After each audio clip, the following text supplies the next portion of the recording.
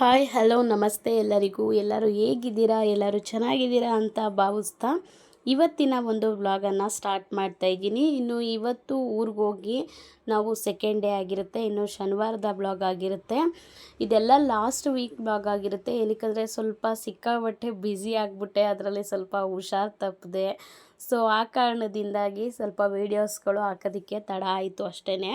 ಹುಷಾರೇನೋ ಒಂದು 2 ದಿನ ಇರಲಿಲ್ಲ ಅಷ್ಟೇ. ಅದು ಬಿಟ್ಟರೆ ಸಿಕ್ಕಾಬಟ್ಟೆ ಫುಲ್ ಬ್ಯುಸಿ ಆಗಿಬಿಟ್ಟಿದ್ದೆ. ಅದು ಏನಕ್ಕೆ ಅಂತ ನೆಕ್ಸ್ಟು ಮುಂದಿನ ವೀಡಿಯೋಗಳಲ್ಲಿ ನಿಮಗೆ ಗೊತ್ತಾಗುತ್ತೆ. ಸೊ ಈಗ ಇನ್ನು ಇವತ್ತು ಸೆಕೆಂಡ್ ಡೇ ಆಗಿರುತ್ತೆ. ಊರಿಗೆ ಹೋಗಿ ಬೆಳಿಗ್ಗೆ ಎದ್ದಿದ ತಕ್ಷಣವೇ ಮಾಮೂಲಿ ಮಾಡೋ ಕೆಲಸಗಳೆಲ್ಲ ಮಾಡಿ ಮುಗಿಸ್ತೀವಿ. ಊರಲ್ಲಿ ಪ್ರತಿದಿನ ಅಷ್ಟೇ, ಎದ್ದಿದ ತಕ್ಷಣ ಮಲಗಿರೋದೆಲ್ಲ ಎದ್ಬಿಟ್ಟು ಫಸ್ಟು ಮನೆ ಒಳಗಡೆಯಿಂದ ಎಲ್ಲ ಕಸ ಎಲ್ಲ ಗುಡಿಸ್ಕೊಂಡು ಬರ್ತೀವಿ.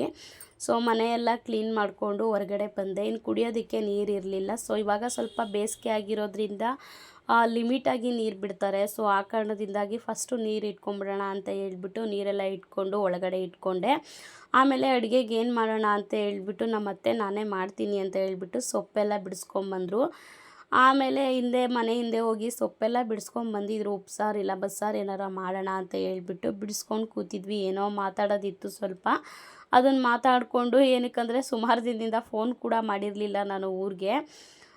ಏನೋ ಸ್ವಲ್ಪ ಮಿಸ್ಅಂಡರ್ಸ್ಟ್ಯಾಂಡಿಂಗ್ ಆಗಿ ಹಂಗೆ ಸ್ವಲ್ಪ ಎಲ್ಲರ ಹತ್ರನೂ ಮುನ್ಸ್ಕೊಬಿಟ್ಟಿದ್ದೆ, ಯಾರ ಹತ್ರನೂ ಮಾತಾಡ್ತಾ ಇರಲಿಲ್ಲ. ಆ ಕಾರಣದಿಂದಾಗಿ ಏನೋ ಸ್ವಲ್ಪ ಮಾತಾಡೋದಿತ್ತು. ಮಾತಾಡಿಕೊಂಡು ಸೊಪ್ಪು ಬಿಡಿಸ್ಕೊಂಡು ಕೂತಿದ್ವಿ. ಆಮೇಲೆ ನನ್ನ ಮೈದ ಬಂದರು. ಏನು ಮಾಡ್ತೀರಾ ಟಿಫನ್ಗೆ ಅಂತ ಹೇಳಿದ್ರು. ಅಮ್ಮ ಏನೋ ಉಪ್ಸಾರೋ ಬಸ್ಸಾರೋ ಏನೋ ಮಾಡ್ತೀನಿ ಅಂತ ಐತಿ ಅಂತ ನಾನಂದೆ. ಇಲ್ಲ ನೀವೇ ಏನಾದ್ರು ಟಿಫನ್ ಮಾಡಿ ಅಂತ. ನಾನು ಹೋದ್ರೇ ಕೇಳ್ಕೊಳ್ಳೋದು ಅವರು ತಿಂಡಿನ. ನಮ್ಮ ಅತ್ತೆಗಂತೂ ಏನೂ ಮಾಡೋದಕ್ಕೆ ಬರಲ್ಲ. ಇನ್ನು ಉಪ್ಸಾರು ಬಸ್ಸಾರು ಮಟನ್ ಸಾರು ಚಿಕನ್ ಸಾರು ಬಿಟ್ಟರೆ ಮೊಸೊಪ್ಪು ಇಷ್ಟೇ ಅವ್ರಿಗೆ ಬರೋದು ಸಾಂಬಾರುಗಳಲ್ಲಿ. ಟಿಫನ್ ಆ ಥರ ಏನೂ ಅಷ್ಟು ಮಾಡೋದಕ್ಕೆ ಬರಲ್ಲ. ಸೊ ಆ ಕಾರಣದಿಂದ ನಾವು ಹೋದಾಗ್ಲೇ ಕೇಳ್ಕೊಳ್ಳೋದು ನನ್ನ ಮೈದ, ಇದು ಮಾಡಿಕೊಡಿ ಅದು ಮಾಡಿಕೊಡಿ ಅಂತ ಹೇಳ್ಬಿಟ್ಟು. ಸರಿ ಆಯಿತು ಅಂತ ಹೇಳ್ಬಿಟ್ಟು, ನೀವು ಬರ್ತೀನಿ ತಿಂತೀನಿ ಅಂದರೆ ಮಾತ್ರ ನಾನು ಟೊಮೆಟೊ ಬಾತನ್ನ ಮಾಡ್ತೀನಿ, ಇಲ್ಲಾಂದರೆ ನಾನು ಮಾಡಲ್ಲ ಅಂತ ಹೇಳಿದೆ. ಆಯಿತು ಮಾಡಿ ಬರ್ತೀನಿ ಅಂತ ಹೇಳಿದ್ಮೇಲೆ ಸರಿ ಆಯಿತು ಅಂತ ಹೇಳ್ಬಿಟ್ಟು ಬಿಡಿಸಿದ ಸೊಪ್ಪೆಲ್ಲ ಎತ್ತಿಟ್ಕೊಂಡು ಇನ್ನು ನೈಟ್ಗೆ ಅಡುಗೆಗೆ ಬೇಕೇ ಬೇಕಲ್ವ. ಸೊ ಟೊಮೆಟೊ ಬಾತು ಬೆಳಿಗ್ಗೆಗೆ ಮಧ್ಯಾಹ್ನಕ್ಕೆ ಅಡ್ಜಸ್ಟ್ ಆದರೆ ಸಾಕು. ಊರ ಕಡೆ ಎಲ್ಲ ತಿನ್ನೋದೇ 2 ಟೈಮು. ಸೊ ನಮ್ಮ ಮಾವ 12 ಗಂಟೆಯಿಂದ ಕುರಿಯಿಂದ ಬಂದ ಮೇಲೆ ಅವರೊಂದು ಸ್ವಲ್ಪ ತಿಂದರೆ ಮುಗೀತು. ಇನ್ನು ಮಿಕ್ತ ನಾವೆಲ್ಲ ಬೆಳಿಗ್ಗೆ ಒಂದು ಟ್ರಿಪ್ಪು ತಿಂದರೆ ಮಧ್ಯಾಹ್ನ ತಿಂತೀವಿ. ಬೇಸಿಗೆಗೆ ನಿಜವಾಗ್ಲೂ ತಿನ್ನೋದಕ್ಕೂ ಬೇಡ ಏನು ಅಂತ ಅನಿಸುತ್ತೆ.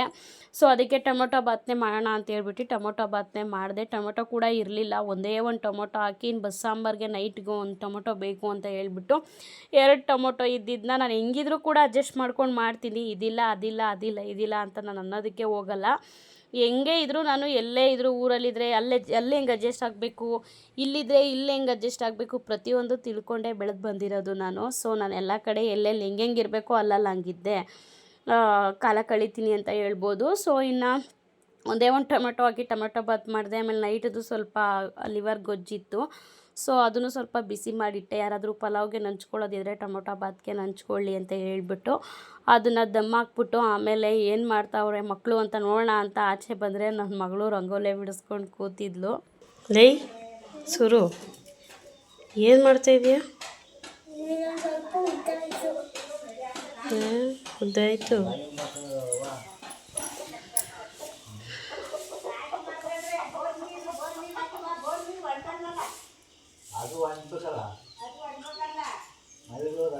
ನೀರು ಹಾಕ್ಬಿಟ್ಟಿದ್ದೀನಿ ಕಾಣಿಸ್ತಾ ಇದೆ. ಅಜ್ಜಿ ಹೊಡಿತದೆ, ಹೇಳ್ತೀನಿ ಅಜ್ಜಿಗೆ. ರಂಗೋಲಿ ಎಕ್ಸ್ಪರ್ಟ್, ಸಖತ್ತಾಗ್ಬಿಟ್ಟವಳೆ ರಂಗೋಲಿಯ ನನ್ನ ಮಗಳು. ಈಗ 10 ಗಂಟೆಗೆ ರಂಗೋಲಿ ಬಿಡ್ತಾ ಇರೋದು ಮೇಡಮು. ಇದು ನಮ್ಮ ಸ್ಟೈಲು.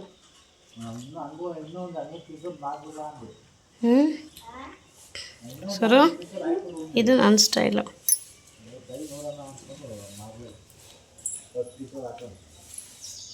ಅಂತ ಇಂಥ ರಂಗೋಲೆ ಬಿಡ್ತಂಗಾದ್ಲು ನನ್ನ ಮಗಳು. ಬೇಡ, ಅಜ್ಜಿ ಹೊಡಿತದೆ, ಬೈತದೆ ಅಜ್ಜಿ.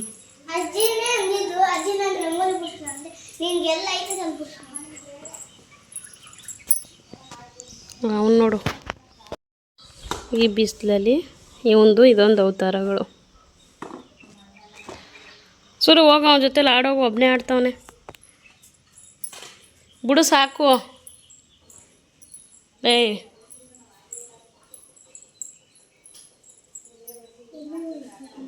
ಇನ್ನೊಂದು ಯಾವುದೋ ಬಿಡ್ತಾವಳಲ್ಲವ. ಓಹೋ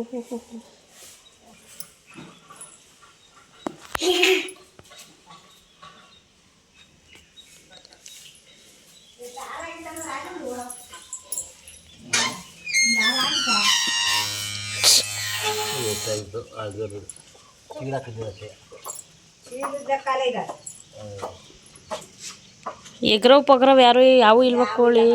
ಹಾಂ ಅದೊಂದು ಕುಕ್ತದಲ್ಲ, ಅದೊಂದು ಎಲ್ಲ ಎತ್ತೋಯ್ತದು.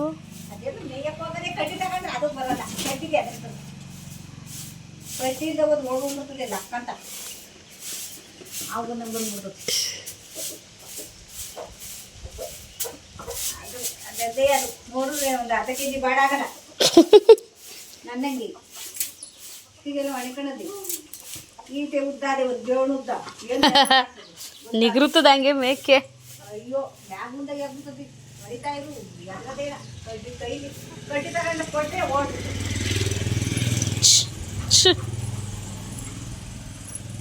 ಅದು ಒಂದೇ ಅದು ಮಾಡಿ ಹೈ ಸಾಕು ಬಿಡು. ಇನ್ನೊಂದೇ ಈ ಥರದ ಇನ್ನೊಂದು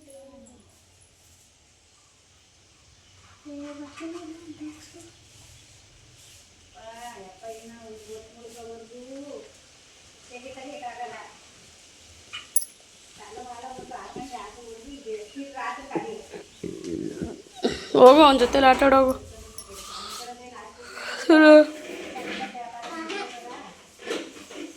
ಹೈ ಬಿಡು ಚೇರ ಬಿಡು ಸುರು ಸಾಕು. ಈಗ ಸೂಪರ್ ಫೈನ್ ಫ್ಯಾಂಟಾಸ್ಟಿಕ್. ಚೆನ್ನಾಗಿ ಮಾಡೋಳೆ ಅಮ್ಮ. ಈ ಥರದ್ದು ಅಲ್ಲಿ ಜಾಸ್ತಿ ಅವೆ ರಂಗೋಲಿದು ಪುಡಿ.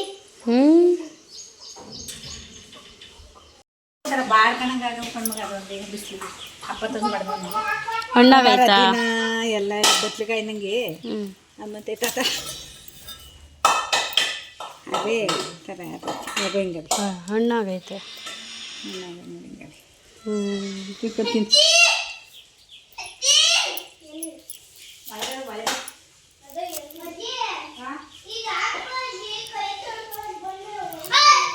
ಏ ತಿಂತೀಯನ ಗೋಕರ್ಷ್?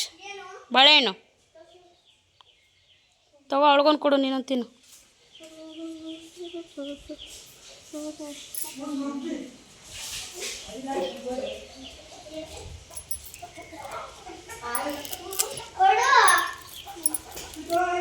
ಒಂಥರ ಆಗ್ಬಿಟ್ಟೈತೆ.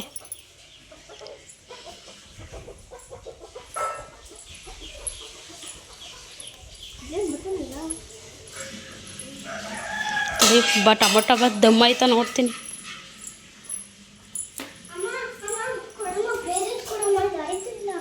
ಏ ಅದು ಅಜ್ಜಿ ಕೈ ಬಿಚ್ಚಿಸ್ಕೋಗಿ ಹೋಗಿ ಅಲ್ಲಿ.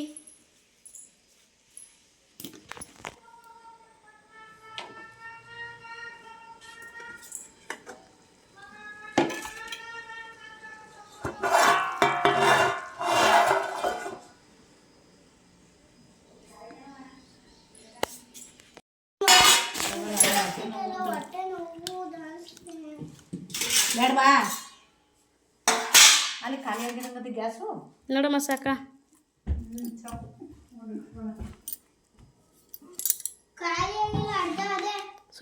ಇನ್ನು ಇವಾಗ ಬೇಸಿಗೆ ಆಗಿರೋದ್ರಿಂದ ಬೆಳಿಗ್ಗೆ ಒಂದು 8:30 9 ಗಂಟೆ ಹತ್ತತ್ರ 9:30 ಇಂದು ಮುಂದೆ ಸ್ವಲ್ಪ ಆಗುತ್ತೆ. ಏನಾದರೂ ಕೆಲಸ ಇದ್ದರೆ ಸ್ವಲ್ಪ ಲೇಟ್ ಆಗುತ್ತೆ. ಸೊ 9 ಗಂಟೆ 9:30 ಅಷ್ಟೊತ್ತಿಗೆಲ್ಲ ಕುರಿ ಬಿಟ್ಬಿಡ್ತಾರೆ. ಸುಮಾರು ಒಂದು 12 ಗಂಟೆ ತನಕ ಕುರಿನ, ಒಂದು 11:30 12 ಗಂಟೆ ತನಕ ಬಿಸಿಲು ಸಿಕ್ಕಾಪಟ್ಟೆ ಜಾಸ್ತಿ ಆಗೋ ತನಕ ಕುರಿನ ಮೇಯಿಸ್ಕೊಂಡು ಮನೆಗೆ ಬರ್ತಾರೆ. ಟಿಫನ್ ತಿನ್ನೋದೇ ಒಂದು 12 ಗಂಟೆ ಹಂಗೆ. ಸೊ ಟಿಫನ್ ತಿನ್ನೋದಕ್ಕೆ 12 ಗಂಟೆ ಹಂಗೆ ಬಂದು ತಿಂಡಿ ತಿಂದ್ಬಿಟ್ಟು ಸ್ವಲ್ಪ ಹೊತ್ತು ಬಿಸಿಲಲ್ವ ಹೊರಗಡೆ ಎಲ್ಲೂ ಹೋಗಲ್ಲ, ಮಲ್ಕೋತಾರೆ ನಮ್ಮ ಮಾವ. ಸೊ ಅದಕ್ಕೆ ಬೆಳಿಗ್ಗೆ ಕುರಿ ಹೊಡ್ಕೊಂಡು ಹೋಗ್ಬಿಟ್ರೆ ಇನ್ನು ಕುರಿ ಕೊಟ್ಟಿಗೆಲೆಲ್ಲ ಕಸ ಎಲ್ಲ ಹಂಗೆ ಇರುತ್ತೆ. ಇನ್ನು ಕುರಿ ಮತ್ತೆ ಬಂದೆಲ್ಲ ಅದ್ರ ಮೇಲೆ ಮಲ್ಕೊಳ್ಳುತ್ತೆ ಅಂತ ಹೇಳ್ಬಿಟ್ಟು ನಮ್ಮ ಅತ್ತೆ ಕುರಿ ಕಸ ಎಲ್ಲ ಕೆರ್ಕೋತಾ ಇದ್ರು. ಇನ್ನು ಬೇಸಿಗೆ ಬಿಟ್ಟರೆ ಮಳೆಗಾಲ ಚಳಿಗಾಲ ಈ ಥರ ಟೈಮ್ಗಳಲ್ಲೆಲ್ಲ ಹೆಂಗೆ ಅಂದರೆ 12 ಗಂಟೆ 12:30 ಮೇಲೆ ಕುರಿ ಬಿಡ್ತಾರೆ. ಬೆಳಗ್ಗೆಯಿಂದ ಮಧ್ಯಾಹ್ನ ತನಕ ಮನೇಲೇ ಇರ್ತಾರೆ. ಅದು ಇದು ಸಣ್ಣ ಪುಟ್ಟ ಕೆಲಸಗಳು, ಹುಲ್ ಕುಯ್ಕೊಂಬರೋದು, ಅದು ಇದು ಬೇಜಾನ್ ಕೆಲಸಗಳಿರುತ್ತೆ ಮಳೆಗಾಲದಲ್ಲಿ. ಈ ಬೇಸಿಗೆಯಲ್ಲೇನೂ ಅಷ್ಟು ಕೆಲಸ ಇರೋಲ್ಲ. ಸೊ ಮಳೆಗಾಲದಲ್ಲಿ ತುಂಬಾ ಕೆಲಸ ಇರುತ್ತೆ. ಹೊಲ ಬಿತ್ತಬೇಕು, ಅದು ಇದು ಕೆಲಸ ಕೀಳೋದು ಏನೇನೋ ಇರುತ್ತೆ. ಅದು ಹೆಂಗೆ ಹೇಳೋದೋ ಗೊತ್ತಿಲ್ಲ ನನಗೆ. ಸೊ ಅದನ್ನೆಲ್ಲ ಕೆಲಸ ಎಲ್ಲ ಒಂದೊಂದು ಕೆಲಸಗಳು ಇದ್ದೇ ಇರುತ್ತೆ. ಸೊ ಆ ಕೆಲಸಗಳನ್ನೆಲ್ಲ ಸುಮಾರು ಒಂದು 12 ಗಂಟೆ ತನಕ ಮಾಡ್ಕೊಂಡು 12 ಗಂಟೆ 12:30 ಹಂಗೆ ಊಟ ಮಾಡಿಕೊಂಡು, ಬೇಸಿಗೆ ಇರಲಿ ಮಳೆ ಇರಲಿ ಚಳಿ ಇರಲಿ ಯಾವಾಗಲೇ ಇರಲಿ ತಿನ್ನೋದು ಕರೆಕ್ಟು 12:30 1 ಗಂಟೆ ಸಮಯಕ್ಕೆ ನಮ್ಮ ಮಾವ ಯಾವಾಗಲೂ ತಿನ್ನೋದು. ಕುರಿ ಬಿಡೋದಕ್ಕೂ ಮುಂಚೆಲೇ ತಿನ್ಕೊಂಡು ಆಮೇಲೆ 12:30 ಮೇಲೆ ಕುರಿ ಬಿಡ್ತಾರೆ. ಬೇಸಿಗೆಯಲ್ಲಿ ಮಾತ್ರ ಕುರಿ ಹೊಡ್ಕೊಂಬಂದು ಆಮೇಲೆ 12 ಗಂಟೆ ಮೇಲೆ ತಿಂದುಬಿಟ್ಟು ತಿರ್ಗಾ ಸ್ವಲ್ಪ ತಂಪೊತ್ತಾದಮೇಲೆ 3 ಗಂಟೆ 3:30 ಮೇಲೆ ಮತ್ತೆ ಇನ್ನೊಂದು ಟ್ರಿಪ್ ಕುರಿನ ಬಿಟ್ಕೊಂಡು ಕರ್ಕೊಂಡು ಹೋಗ್ತಾರೆ. ಸೊ ಅದಕ್ಕೆ ಕುರಿ ಕಸ ಎಲ್ಲ ಕೆರೆದ್ಬಿಟ್ಟು ಎಲ್ಲ ಕ್ಲೀನ್ ಮಾಡ್ಕೊಂಡು ಆಮೇಲೆ ಕೈ ಕಾಲು ತೊಳ್ಕೊಂಡು ಎಲ್ಲ ಬಂದರು. ಅಷ್ಟೊತ್ತಿಗೆ ಟೊಮೊಟೊ ಬಾತ್ ದಮ್ಮಾಗಿತ್ತು. ಸೊ ಎಲ್ಲರೂ ಒಟ್ಟಿಗೆ ಕೂತ್ಕೊಂಡು ಟೊಮೊಟೊ ಬಾತನ್ನ ತಿಂದಿದ್ದಾಯಿತು. ಆಮೇಲೆ ತಿಂದುಬಿಟ್ಟು ಬಂದು ಹೊರಗಡೆ ಇನ್ನೇನು ಕೆಲಸ ಇರಲಿಲ್ಲ ಅಷ್ಟು. ಮಕ್ಳ ಜೊತೆ ಎಳಹುಳಿ ಮನೆ ಆಡ್ಕೊಂಡು ನಾವು ಮತ್ತೆ ಕೂತಿದ್ರು. ಸೊ ಅದನ್ನೊಂದು ಹಂಗೆ ಕ್ಲಿಪ್ಪಿಂಗ್ಸ್ನ ತೊಗೊಂಡೆ ಅಷ್ಟೇನೆ. ಇಲ್ಲೇ ಹಿಂಗ್ ಬಂದ್ಬಿಟ್ಟು ಹಿಂಗ್ ಬಾ. ಇಲ್ಲಿ ಕಣೆ ನಂದು ಇಲ್ಲಿ ನಿಂದು ನೀವು ಅಲ್ಲಿ ನುಗ್ಗೋದು ಇಲ್ಲಿ ಅಲ್ಲ ಎಲ್ಲಿ ಗೊತ್ತಿಲ್ಲದೆ ಆಡ್ತಾ ಕೂತ ಎಷ್ಟು ಆಗೋದು ಕಣೆ. ಏನ ನಾನು ನುಗ್ಗೋದು ಹಿಂಗೆ ಕಡೆ ನಂದು 2 ಆಡ ಆಡ ನೀನು ನಿಂತಲ್ಲ ಸುರು ಕಡಿಕೆ ಇಲ್ಲೇ ನಿಂತ್ಕೊಂಡು ಅಜ್ಜಿ ನಿಂದು ಎಷ್ಟು ಬೀಳ್ತದೆ? ಎಷ್ಟು ಬೀಳ್ತು? 2 2 ವರ್ಷ 2 ಮನೆ ಹಂಗೆ ಹಬ್ಬಳಿ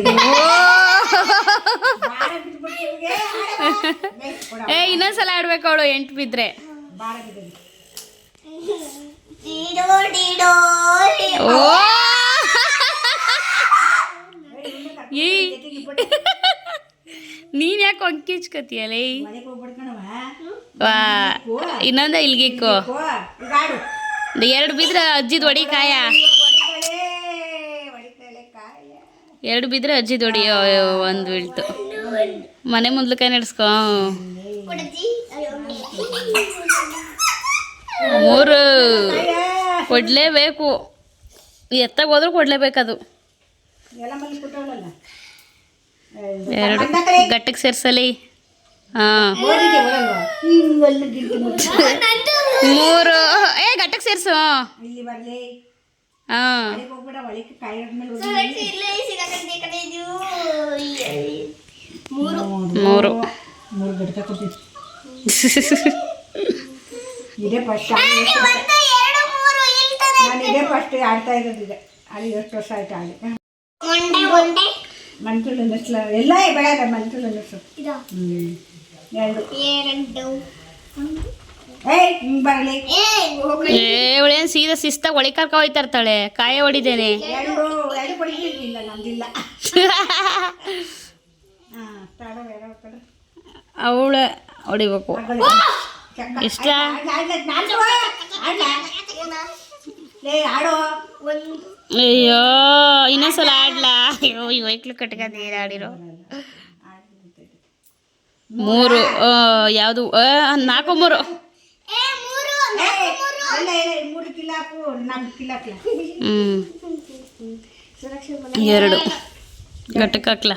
ಗಟ್ಟಕ್ಕಾಕ್ಲೆ 1 2 ನಾನು ನಿನ್ನೆ ಕಲ್ಕತ್ತಾ ಇದ್ದೀನಿ 4 ಈಗ ಬೀಳ್ತು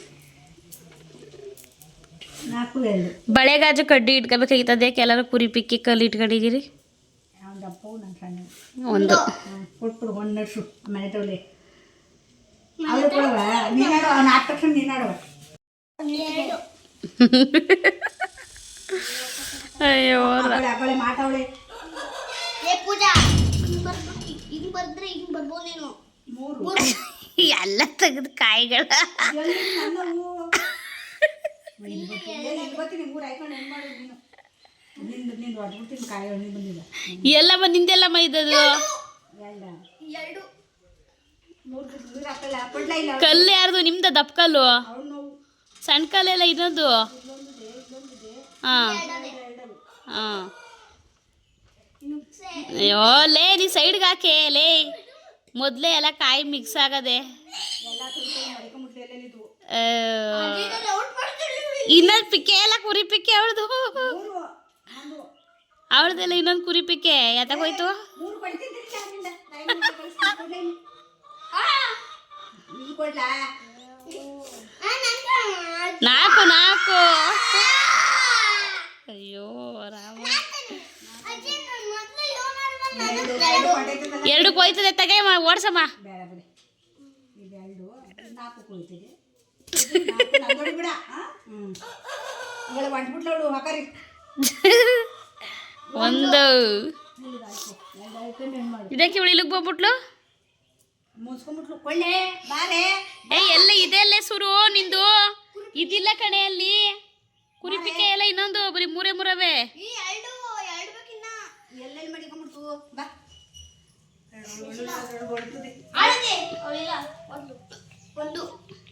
ಒಂದಾ ಬೇಕು ತರಲ್ಲ ಇದೆ ನೀನು ಅವಳು ಮುಂಜಿ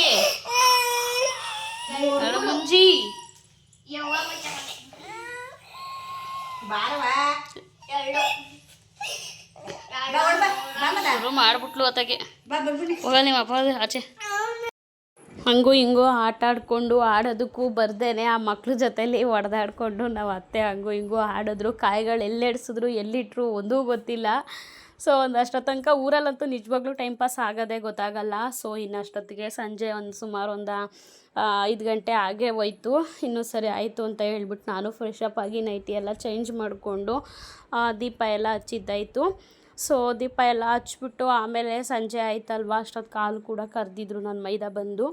ಸೊ ಇನ್ನು ಕಾಫಿ ಮಾಡಿಕೊಡೋಣ ಅಂತ ಹೇಳ್ಬಿಟ್ಟು, ಇನ್ನು ನಮ್ಮ ಮಾವ ಬರೋದು ಲೇಟ್ ಆಗುತ್ತೆ. ಇವಾಗ ಸ್ವಲ್ಪ ಕತ್ಲೆ ಆಗೋದು ಸ್ವಲ್ಪ ಕಮ್ಮಿ, ನಿಧಾನಕ್ಕೆ ಕತ್ಲೆ ಆಗುತ್ತೆ. ಬೆಳಕು ಹಂಗೆ ಇರುತ್ತೆ, 6 ಗಂಟೆ 6:30 ಆದರೂ ಬೆಳಕು ಹಂಗೆ ಇರುತ್ತೆ. ಇನ್ನು ನಮ್ಮ ಮಾವ ಬರೋದು ಲೇಟು. ಸೊ ಅದಕ್ಕೆ ನಾನು ಸ್ವಲ್ಪ ಕಾಫಿ ಮಾಡಿ ನಾವೇ ಕುಡಿಯೋಣ.